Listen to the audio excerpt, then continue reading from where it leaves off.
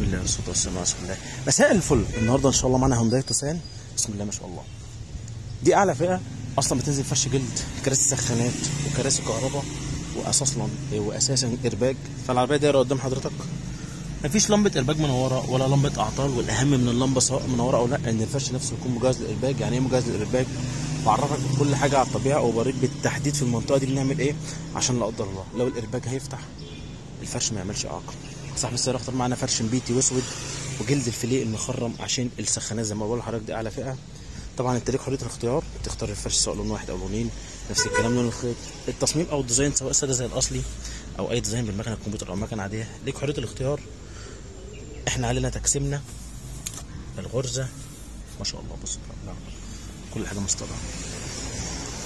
بنحافظ على الفرش الاصلي. طبعا الناس اللي معانا دي عارفه احنا بنتكلم في ايه، وانت حضرتك لو ما تعرفش او مش مصدق انا عندي استعداد افك الفرش ده واوريك الاصل سليم ولا لا، في حاله انك طلبت مني وانا بستلم وانت بتستلم مني عشان اثبت لك احنا بنبيع شغل ولا كلام. ما شاء الله ما عملناش دواسه الارضيه، عملنا بس قطعتين الابواب الصغيره والكبيره. صاحب السياره طلبهم مننا ما شاء الله. افتح لك جنب باب عشان تبص على كل حاجه كانك قدام العربيه، تشوف غرزتك، تشوف شده الفرش، واوريك واقرب لك.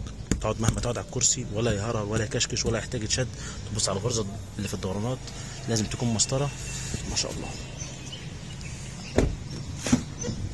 ادي الباب التاني في وصلك، كل حاجه على وضعها. الغرزه اللي في الدوران، ادي الغرزه هنا. بالمناسبه اللون النبيتي ده الاوريجينال بتاعها اللي بينزل فيها، وفي حوالي 8 أو 9 درجات نبيتي، من افتح حاجه الاحمر لاغمق من كده كمان. فيه اختار كل حاجه، انت بس شاور واحنا علينا التنفيذ. خلينا نلف لك الناحيه الثانيه. ادي الباب الثالث. كانوا محتاجين دول يتعملوا بينه بلاك، وكانت محتاجه تعمل ارضيه جلد، بس احنا طبعا ما بنفرضش حاجه على صاحب السياره. بصوا الغرزه ما شاء الله. ادي الغرزه هنا،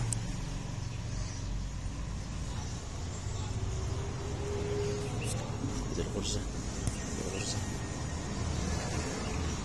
الباب الرابع والاخير.